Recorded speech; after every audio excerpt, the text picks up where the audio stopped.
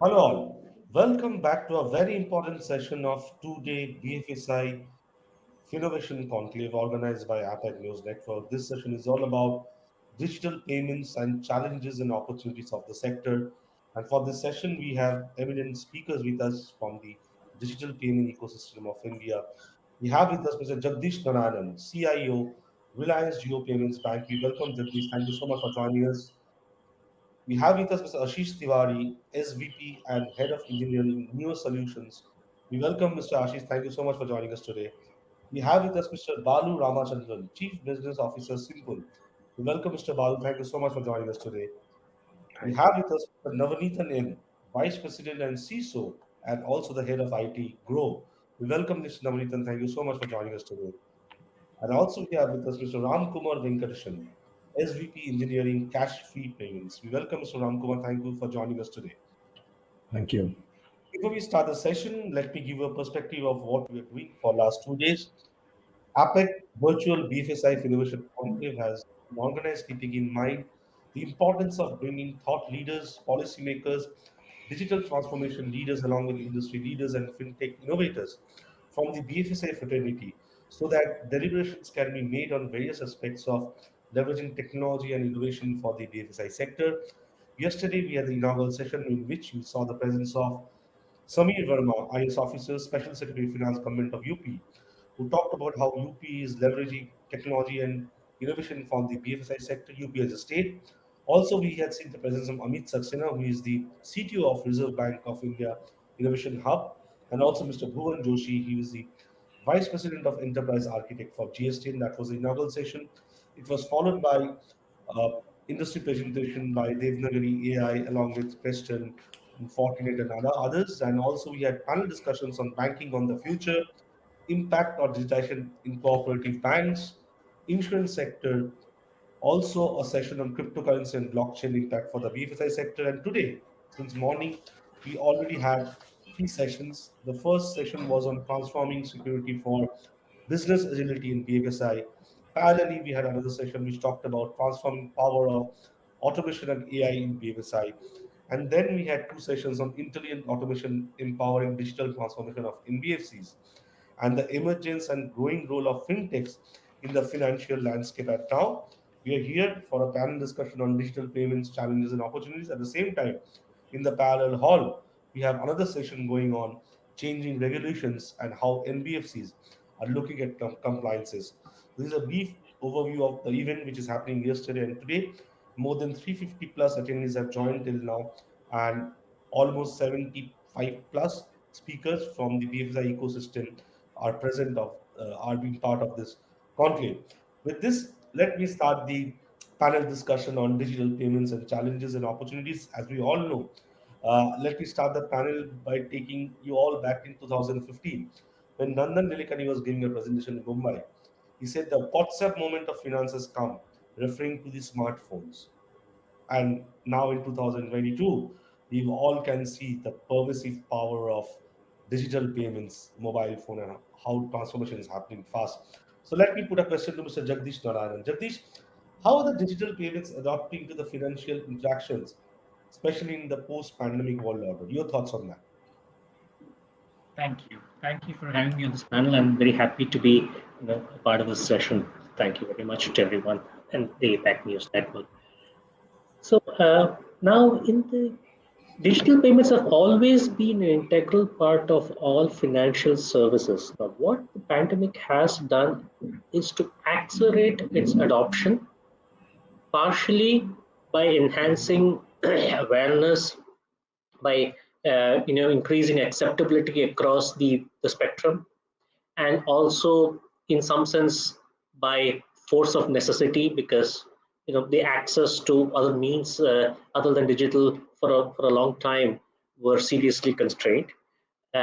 So from both these angles, what has happened is now the the digital payments are just an underpinning sort of layer to any financial services, which it was earlier, but it's just that it is just far more. We have had the explosion of UPI. We've had all kinds of modes of digital payments. We've had APS, we've had all kinds of modes which are now integrated with all kinds of services. You can literally down to your daily purchases, to a vegetable, from a vegetable vendor to a milkman to an auto rickshaw driver, all the way up to very high end payments and high value payments can be made digitally, and they can be made in real time, and they can be settled, and they can be made using just a mobile phone and in a very secure manner. So what that has done is it has helped accelerate the acceptability of what was otherwise there, but was kind of growing a little organically earlier, has now really exploded in the scene. So what is going to continue to happen is that digital payments will continue to permeate more and more spheres of our daily life. It is that it is for real. More and more people, we don't really need to carry cash in our pockets or carry plastic also to a great extent nowadays. It's just everything going digitally, and as and when more and more services get digitized, with the convenience also improving, and that is a very important factor, that the key to growing digital payments is to make sure that the awareness and the simplification of the payments happen. And I keep saying this quite often because take an example, even in my own house, if I go around telling my family about NEFT, RTGS, IMPS, everyone looks blank. It's not that everybody in this world understands these four-letter words. So these have been demystified, de-jargonized, and made commonplace and simple, and that will improve the acceptability even further. That's really how I see the whole digital payment space permeating every aspect of financial services everywhere. Right, right. So according to Jagdish, that digital payment was always there for last 7, 8 years. But what the pandemic has done, that adoption of digital payments, the Correct. acceleration has grown much many folders up, and also Exactly. the simplification part, as you rightly said, that it's so easy to use Correct. a transact through your digital mode payment. I'll come Correct. back to Jagdish. It And also, yeah, please go ahead. sorry, just to add to that, Souvik, I think the impact of change of technology, right? Obviously, it's been, if you think about the world, the Asia Pacific region and India specifically has seen the adoption of digital payments significantly earlier on in our trajectory, right? And what I think the directional force of payments moving digital, I think all of us are very, very clear the pandemic has kind of magnified that. The shift of behavior from offline to online that has happened during the pandemic has kind of magnified that. I think the next realm really is about invisible payments, right? It's about and obviously we've all heard about the experiments where and obviously it's not experiments anymore, but there are stores where you could just walk in and just walk out and everything gets taken care of at the back end, right? Including billing and payments and so on and so forth. And I truly believe that's going to be the next realm in India. And in fact, there are conversations already ongoing. We are at Simpl engaged on some of those conversations as well. So that's really going to be, how ubiquitous payments are going to be in everyone's life. Forget about standing in line and withdrawing money in a bank to even going to an ATM machine. It will get to a point where payments will become invisible, and then adoption of that is going to be really, really massive, at least in this part of the world for sure. Okay, I was supposed to come to Balu, but he has already said about this question. So you're saying the simple thing is the underlying note is making life simpler, and that's what digital payments have done, and that is going to happen. And also, as Jagdish has said and Balu has said, that it is said the CLCA report says that by 2026, the digital payment transactions in India is going to touch almost $1 trillion benchmark from 2021, which is 300 billion, around 300 billion. So that's a huge chunk, and UPI is also playing a huge part in that chunk. I was going through a data where the the percentage of using credit card, debit card, along with the digital payments is now it's almost like half, 45% to 44% each. Forget about the other modes of payment. So I'll come back to you on this. Let's have a perspective from Ashish Tewari, Senior VP and Head of Engineering New Solutions. Ashish, how are innovative online digital products emerging on the lending side or saving instruments or sale of mutual funds or insurance products? Your thoughts on that? Sure. Yeah. Thanks, Souvik. Yeah. In terms of the innovation, if you see, let's pick up lending, how it has evolved over a period of time. When you download any application, it has the ability to read your messages. Uh, your CIBIL score is also read based on your PAN card. So all these innovations have helped any organization to understand the risk profile of a customer. So earlier, you have to go through so many documentations to understand the customer's history before you promise any lending amount to that customer.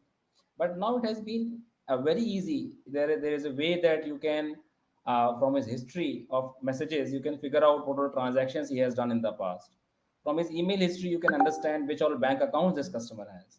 From his CIBIL score, you can understand how whether this customer, what is the persona of this customer, right? If he's a affluent customer base, if he's a millennial customer base, you can also figure out at a level that what applications are installed on the customer's mobile. Based on that also you can figure out customer attributes. So this all helps a lot in terms of risk profiling of the customer. So that is in terms of lending. Now, in terms of saving instruments, there are a lot of more innovations which have come in. Whether it comes to you generally do all the transactions from your savings account, whether it is via credit card, debit card, net banking. You may not be able to analyze your spends. Where are they going? How much are you spending in e-commerce? How much you are spending on your shopping in terms of merchandise, in terms of groceries. So there are a lot of innovative solutions which give you a summary of all your spends, and that helps you track where you are spending more, where you should spend more. Uh, just in continuation to you, I think you also covered mutual fund. Basis your savings history, someone can tell you that you have children of 3 years age, 4 years age. You can have goal based savings as well. When I say goal based savings means you can have a goal that my daughter will be getting married at the age of, let's say, X years, and today she is at Y years. Then how much you will start saving from today, so that at X years you will have Y amount of wealth already accumulated. So all these things, I think the data is playing a major role. Whether it is savings instrument, I feel that is the common thing. It is generally said that data is nowadays more costly than oil and gold. So I think data is playing a bigger role, and it is trying to be the bottom line of all these instruments. And if you start putting AI on top of this, then analytics on top of this, you will get a lot of valuable insights of a customer, which was very difficult in early days.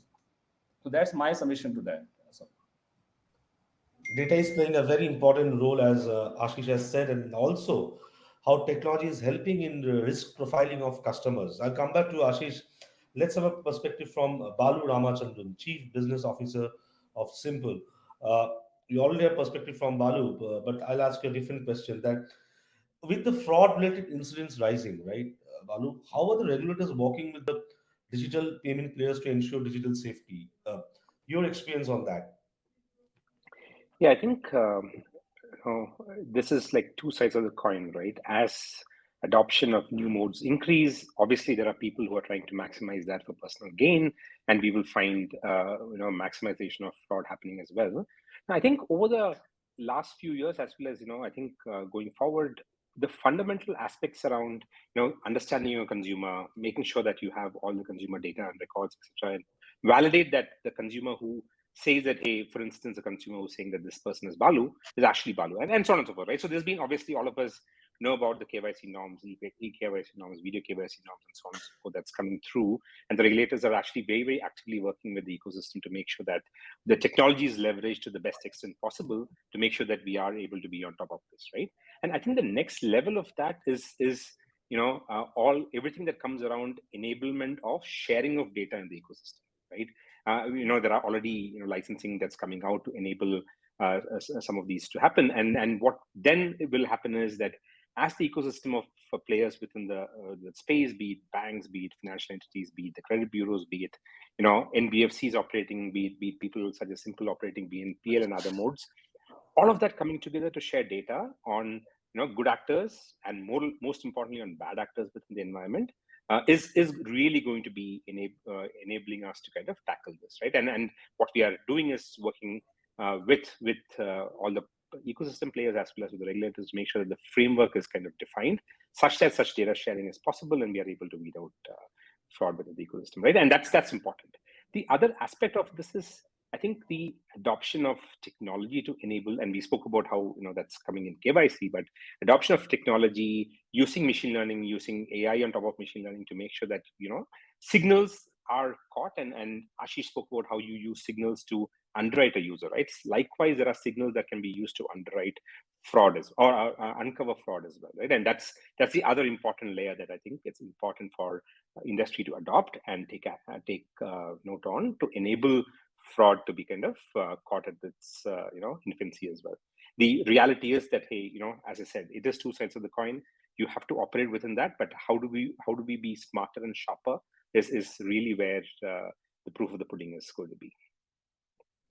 Right, enabling of a sharing of a data ecosystem and also leveraging email and AI more effectively for fraud-related incidents or to mitigate those kind of risks. That's what Balu was saying. I'll come back to you, Balu. Let's have a perspective from Navaneethan, Vice President, CISO, and Head of IT Groww. Navaneethan, if I may ask you that, how can digital payment players ensure security in terms of remote KYC processes? Oh, your take on that. Yeah, amazing. So like, it's like a current trend, not only now, but the last, I can see so 3 years where we are going through a lot of fraud across the country, even the more targeted way, actually, right? Maybe if you go back a little bit, maybe the 15, 20 years back, if you want to do any banking transaction where you have to take off day leave, from the office, be there in the bank and, do the check transfer, all the things and all, it is like, the well documented stuff where we are doing transaction. Now just maybe the fraction of second, just we are making a transaction in terms of if you want to buy and sell, things are at your table actually. So we have a huge transformations from in terms of the usability. At the same time, what's the value additions it's bringing. So coming back to the security standpoint, where we have a lot of challenges. I mean, if you see the specifically, when we are touching on the UPI side, where we have the, as I rightly mentioned, it's like a close to 1 lakh crore in just December alone. We have clocked it. Now, even though we were in a pandemic and then other situations, but in terms of volume of transactions and then in terms of number of transactions, also it's a really it is higher. So where this, in terms of the KOC, EQOC fraud, it's coming to the picture is it's a purely well targeted, right? I mean, the people have really understand the business context because there is a concept, right? I mean, a couple of years back, there is all the wallet who are all using, they have to go through your, the KOC. So the same way the business and then fraud team also this they have included us at is like it's a calling from the genuine wallet and then they are trying to fetch it like yes we are from the bank and we are trying to catch it. So here just what it is really it is required is absolutely the awareness, the cyber awareness, things can be shared, what are things cannot be shared, right? I mean the people used to say always caring is sharing. I mean where in the country level as well as organization level we used to make a remark always caring is sharing is not caring. So that's the way we make a very good statement. The people should aware like what needs to be shared, what should not be shared over there. See, the very simple example, if you want to tell you, it's just people are thinking only tier two cities are getting into the QoC. I mean, but if you see the statistics, it's a close to 72 percentage. It comes from the tier one cities who have gone through the the KYC fraud. Out of this percentage, it's a close to 45 percentage are retired people who are well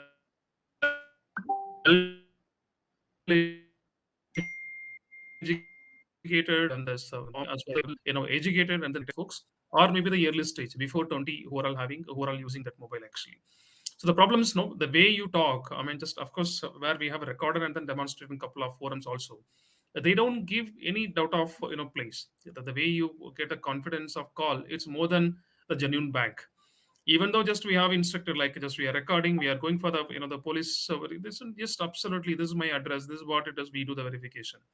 So that's the way they gain the confidence and then trying to penetrate what you wanted to get it from the network. So that's why this cyber awareness, what's the level of, see, as rightly all the leaders has pointed out, right?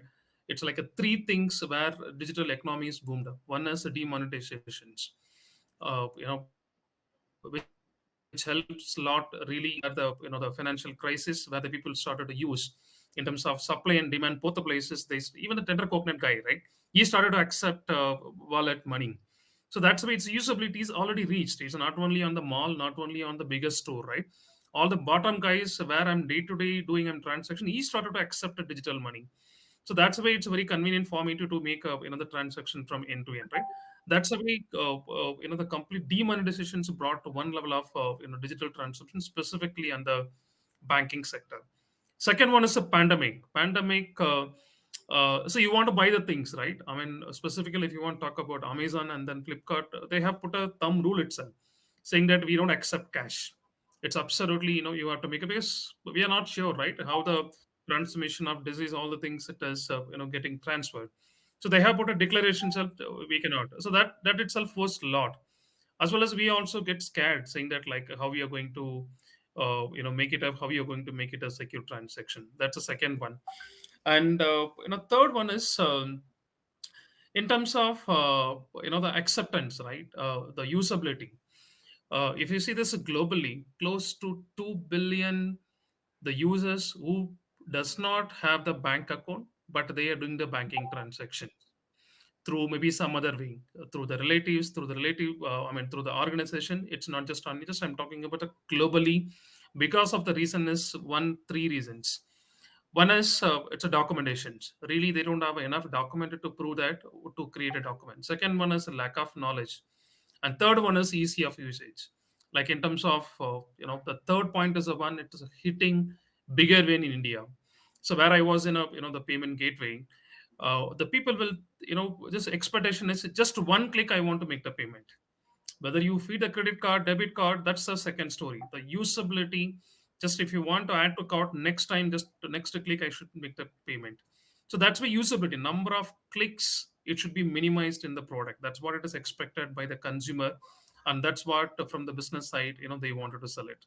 So the three key parameters really, we are scaling up and we are adding that. But just coming back to the questions, uplifting cyber awareness, maybe at home, at company, at country levels, play very significant role to reduce, in terms of overall cyber threat. Right. Navaneethan has talked about various things. He gave an insight on that. He said, according to him, that 70%, 72% of the KYC bad examples, if I may put it, comes from tier one cities, not tier two or tier three cities. That's a quite unique insight. And he said that what to share, what not to share, right? It's like as if to be or not to be. So we are always in that psyche that to be or not to be more, that what to share, what not to share. I'll come to you, Navneethan. Let's have a perspective from Ramakumar Venkatesan, SVP Engineering Cashfree Payments. I was going through a report which says that by 2026, the BP NL system within the digital payment thing will be going almost 10% of the total BNPL system will be going almost 10% from today's figures to 2026. That's quite interesting. So let's have a perspective from Ram Kumar Venkatesan. Ram, what has been the progress on the merchant onboarding process for accepting digital payments real time, especially after the pandemic and through a time which we are going through? Your take on that? Yeah. So I think all of us been talking about a lot of innovation on the consumer side, right? So consumers are young and right, they adopt newer technologies, newer apps. They are not afraid of trying out new things, etc. But there was some maybe doubts in people's mind whether the other side or the receiver or the merchant can sort of adapt that quickly, right? College going student stopping by a coconut vendor, maybe he's ready to make the payments digitally, but it takes two to tango, right? So it was very, very important to onboard all these merchants during this pandemic. Merchants, they can even be your milk vendor, right? Maybe we didn't even traditionally call them as a merchant, but they were the suppliers providing key essential services, right?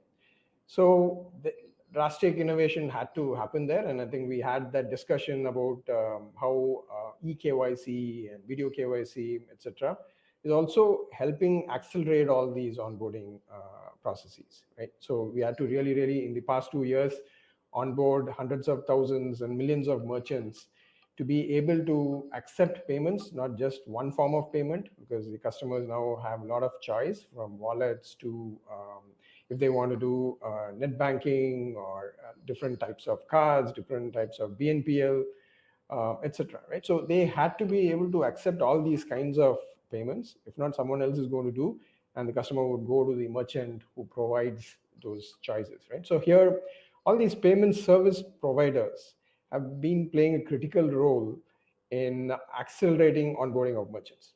Another significant piece that I think is taking, we are seeing the initial shoots, and I'm sure it's going to grow significantly, is the soft POS or the mobile POS, right? The mobile point of sale device. I think this is also going to be a game changer going into different tier 2 cities, small towns, villages, etc.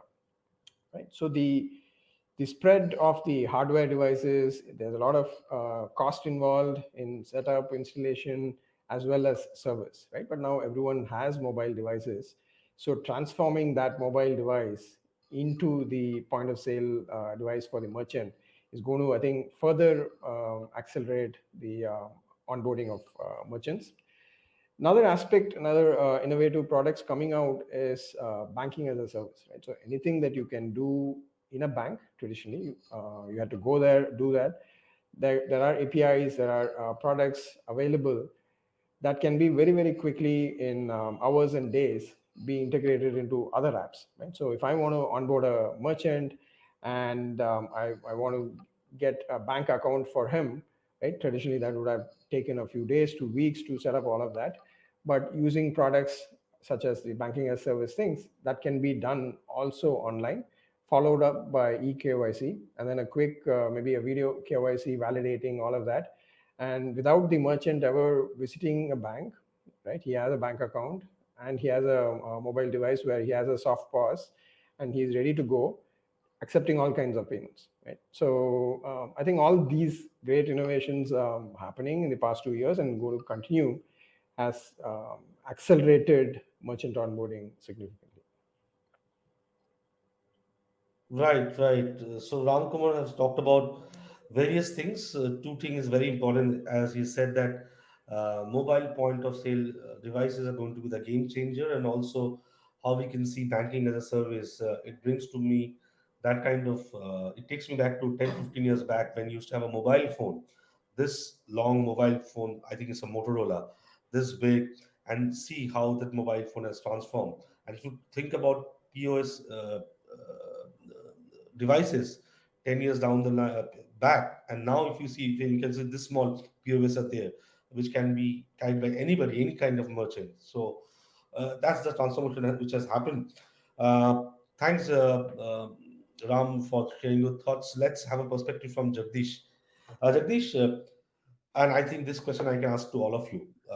What is the future of contact-led payments, especially in the smaller cities, and how do you promote dispute resolution in micro payments? Your thoughts on that? Contactless payments is a way for payments to proliferate much more and much more easy, because today one of the uh, hassles or one of the impediments that were there earlier for payments to proliferate was the fact that you needed some sort of either you needed cash or you needed plastic, or you need some mechanism by which you have to physically distribute that thing to all the parties involved, be it customers, merchants, etc. Be it POS devices to merchants, be it cards and other forms of plastic to customers. The moment that distribution logistics comes into play, you straight away are limited by that capability in terms of growing. Contactless payments helps you to kind of minimize that.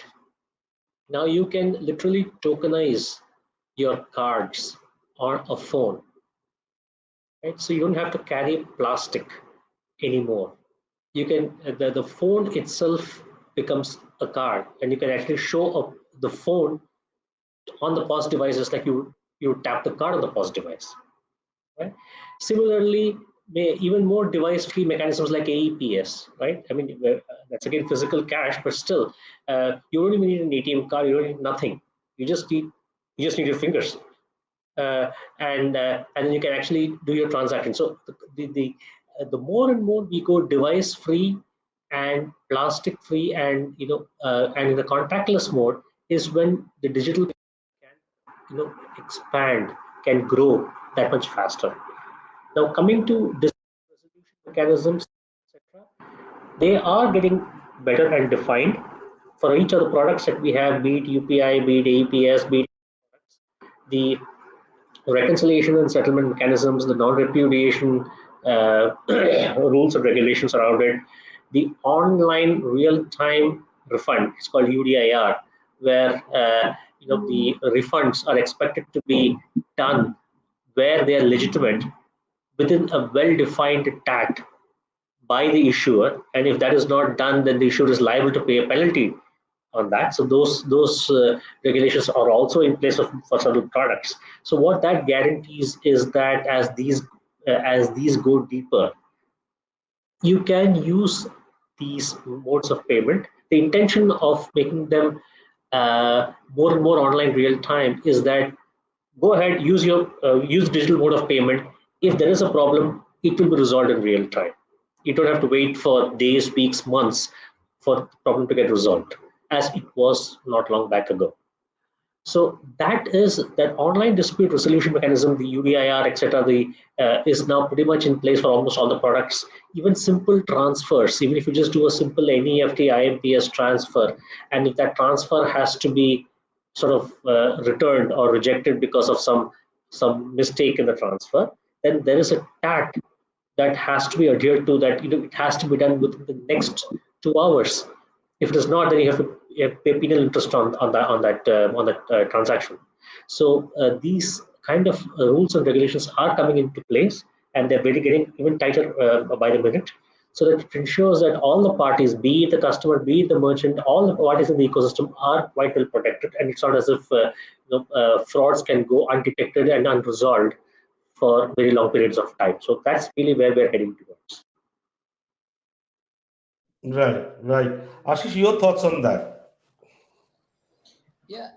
So I believe you asked about uh, about contactless payments in smaller cities. Uh, See, I come from a very small city, Allahabad. It is now Prayagraj, and there are remote places there as well. I feel that with the penetration of mobile devices, you will see, in terms of payments at least, you will see very less difference between a metro city versus what you are seeing in smaller cities and towns now. Everyone has access to mobile devices, and everyone has access to data. Now, if you have both these things, right, and you want a very, very convenient journey, you don't want to go out of your house, you want to do everything sitting in your house, then everywhere with the penetration of P2P companies like Payment, Paytm, Extra, they have very, very deep penetration in smaller cities as well as now. So you can go and pay through any of these payment companies, payment instruments. Scan and code is a very, very convenient way of paying nowadays, we all know, and it is already available in many, many smaller cities, towns, everywhere. So I think like in smaller cities, I don't see a lot of difference. One difference which I have seen is in terms of the language of the application, because that is what differs. You may not find English speaking people in smaller cities, and that is why you may see many applications coming up with vernacular support. And I think people are using that. The same application which will work in North India may not work in South India, because the language changes there. within the same South Indian region itself, there are multiple languages which are used. So I think different application providers are changing their mode of that, and they are coming up with vernacular support. In terms of um, dispute resolution, I think Naman covered a lot of that. How we are trying to make sure that the risk is less. Uh, in terms of, just to add to what Naman said, is that from the bank side also, if you see, there are major reforms which are done to make sure that the frauds are not happening. For example, when you open an account today also, it is first opened as a min KYC account. You cannot open it as a full KYC account.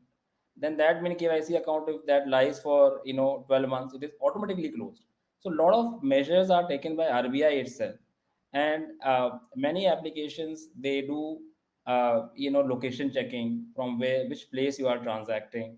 They will send you alerts on its own. So a lot of intelligence is being built in the applications itself. There is intelligence like sim binding. We all know, if you take out sim, your Google Pay might not work. Device binding, all that instrumentation is already done in the applications which are on the user's phone, to make sure that the transactions which are happening are fraud proof. So I think I don't see a lot of difference, frankly speaking, in smaller cities versus towns. These applications are regional neutral, and hence they provide the same set of security which they provide in any tier 1 city as compared to tier 2 cities as well. Right. Penetration of mobile devices will result in removing the differences between the metro cities or tier one, tier two cities, right? And as Jagdish was saying, that contactless payment is the Right. future to penetrate more into the system.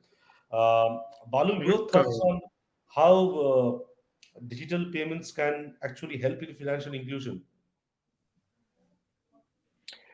Yeah, I think as you think about the fact that digital payments become more ubiquitous, right?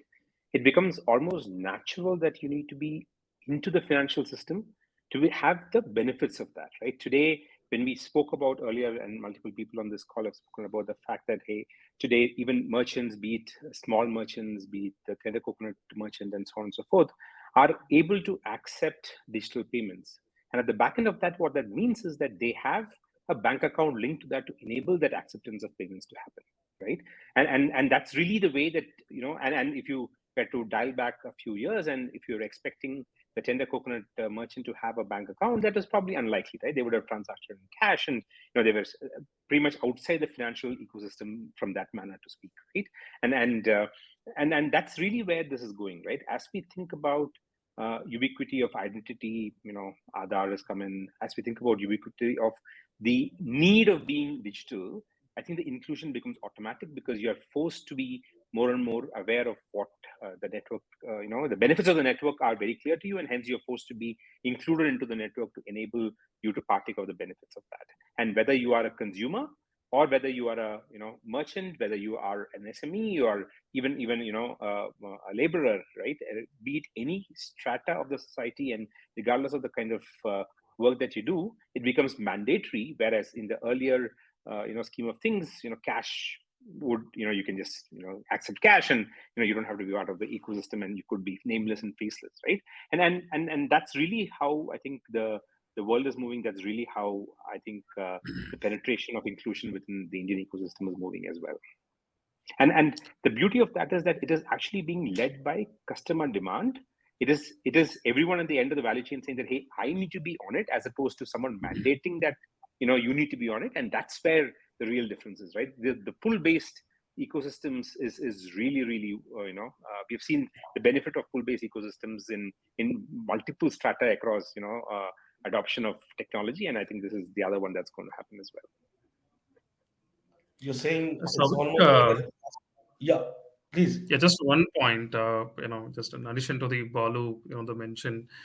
Uh, See, it's if you see this, maybe contactless communication, just what we have it in India. It's two-way, right? As rightly Ashish also mentioned, one is on the QR code based, and then the next one is on the NFC, right? That's the way the communication. NFC, of course, couple of service provider, they have come onto the pictures, but it was failing because in terms of number of users in India, it's lower than the QR code, right? It's like just we touched close to 70 million users who is holding that mobile phone who can support NFC. Just one point, I'm coming back to the QR score. As rightly, Balu had mentioned, it's a 2 points, right? One is a pull and push. Most of the fraud, I mean, just moreover, where we are closely work with a couple of investigations agencies and couple of just other arms. The most of things, the people are not aware whether it is a pull or push request.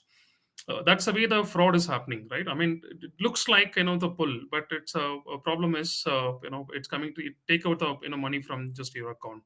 It says like just I'm 100 rupees I'm paying to your account, but just if you accept and then if you give a UPI pin, it will direct a sound of money from your account. That's a many fraud it's going on. See, ultimately, whether it is a tier 1 or tier 2, the contactless payments, it's a two-way, right? One is a QR and then one is NFC. NFC still the technology wise as well as affordability wise, still we have to grow. It's not like yearly. Earlier, if you see this 5,000 rupees mobile, when it is into the QR code scanning, but may not be enough that the 75% of NFC communications. I mean, they have only 73%. The rest of things still they are growing in terms of the product wise. So that's why where pull and push, irrespective of tier 1 to the tier 3, we need a lot of awareness, or we need to little bit of technology changes, which will help the layman also to understand whether it is money is get pulled or money is get pushed. Yeah, thanks, Balu, for bringing that point. Right, right. And I think I'll always say that making life simpler, that's what technology can do. And same for digital payments. I think Navneethan was talking about that only. Let's have a perspective from Ramkumar before we end the panel. Ramkumar, your thoughts on the future of contactless payments, especially in smaller cities? Yeah, I think we all would have also heard about the offline UPI, right? So while right, a lot of improvements are happening on the getting the latest and greatest phones to everyone, still there are segments of the population where they do have the feature phones, right? I think this is going to be a game changer in them joining in this financial inclusion and then take advantage of all the things that is available. So really keenly looking forward to getting all those folks also into this new India, new digital India. And that's going to be a game changer. And other aspects of the in the smaller cities and the things are the network connectivity, right? So that's why I think the offline thing is important. And there can be a hybrid model also, right? The customer has a feature phone while the merchant has connectivity, right? And while maybe there are cases where maybe both of them don't have, right? So those problems also have to be looked into, where they can take in the payments and then in a batch process it, right? The moment we do that, then I think the question about what happens to those frauds, and in these places there are going to be these micro payments also happening, right? Maybe I'm buying a little, maybe a fruit, and then I'm just paying him a very, very small amount. And then now if this goes into all this dispute resolution, the cost of the resolving the dispute is going to be X factor over what amount they make in that particular digital transaction, right? So I think automation there about the digital resolution is also going to be key to making these things successful. And I'm also thinking that once all of these folks are in this digital ecosystem, right, I think we've also heard about the account aggregator, right, platform that is going to come soon. So everyone is going to have their own data. They're going to be owning their data, and then they can make it accessible to others, right? So over time, just like maybe how the small microfinancing sort of bloomed in our neighboring countries and then India as well, it was all based on this trust, and in a way we can call it as the credit score of that particular person in the eye of the merchant, right? But now with more data, coming on that transactions, their history, how much do they know each other, right? In small towns and villages, it's going to be repeat transaction between the customer and the merchant. And it's much going to be easier to build this history of both the customer and the merchant which can be further used in dispute resolution, reducing the cost of dispute resolution in all these microtransactions. And I think all of these changes, I think, is going to make it much more inclusive and right, having everyone enjoy the fruits of digital payments. Let's enjoy the fruits of digital payment. We end on this note. It reminds me of the quote by Jeff Bezos when he said that it's hard, you won't find anything hardly which doesn't sell online. And maybe we are hoping for that day when anything can be done through digital payments. Maybe we can hope for that kind of a better or a brighter future. Thank you all of you for joining us today for this exciting panel discussion on digital payments, challenges and opportunities. And thank you, Jagdish, Narayanan, Ashish, Tewari, Balu Ramachandran, Navaneethan, and Ramkumar, Venkatesan for joining us for this panel discussion and giving insights on the present and the future of digital payments in India. Thank you so much for joining us today. But before we end the session, we have a small token of recognition for all of you. We want to present you with the APAC BFSI Leadership Award. Can we have the certificates on screen, please? The first certificate goes to Mr. Jagdish Narayanan, CIO, Reliance Jio Payments Bank, for his pioneering role in innovation and technology leadership in BFSI. This is the APEC BFSI Finnovation Leadership Award. Congratulations, Jagdish. Thanks for joining. Thank you very much. Thank you. The next award goes to Ashish Tewari, SVP and Head of Engineering, Niyo Solutions, for his pioneering role in innovation and technology leadership in the BFSI sector. It's an honor to recognize your effort, Ashish. Thank you so much for joining us today. Thank you so much. The award goes to Balu Ramachandran, Chief Business Officer, Simpl, again for his pioneering role in innovation and technology leadership in BFSI sector. We congratulate Balu. Thank you so much for joining us today. It's an honor to present you with the APEC BFSI Innovation Leadership Award. Thank you very much. My pleasure to accept this. Thank you so much. The next award goes to Navaneethan, Vice President, CISO, and Head of IT of Groww, for your pioneering role in innovation and technology leadership in BFSI. Congratulations, Navaneethan. Thank you for joining us today. Thanks, team. Thanks for the honor. The next award goes to Mr. Ramkumar Venkatesan, SVP Engineering, Cashfree Payments, for his pioneering role in innovation and technology leadership in BFSI sector. We congratulate Ramkumar Venkatesan, and we congratulate all the award winners and all the digital transformation leaders from the digital payment ecosystem who have joined today for this panel discussion. With this, we come to the end of two-day APEC Virtual Innovation Conclave. We thank our partners, we thank our esteemed speakers, esteemed panelists, and all the audience who have joined for 2 days and watched this unfolding with a lot of exciting inputs and insights to be taken back in memory, and also to work on that, because we are coming up with the event report which we are going to share with the decision makers, the policy makers, the regulators, so that so some actions can be made based on the discussions happened in this event for last 2 days. Thank you so much for joining us today. Do follow APAC News Network in social media, and also be part of our APAC initiatives in future. On 3rd March, we are organizing the 4th edition of Virtual Health Tech Innovation Conclave, focusing on the Southern India. Again, the healthcare CISOs will be part of that. And on 10th and 11th March, we're doing Higher Education and School Education Innovation Conclave. Again, there we are going to see presence of higher education decision makers and school education decision makers along with industry leaders. So do join us for those 2 events as well. Thank you so much. Goodbye. Take care. Bye. Thank you. Thanks, Souvik. Thank Thanks, you. everyone. Thanks everyone. Thank you very much. Thank you.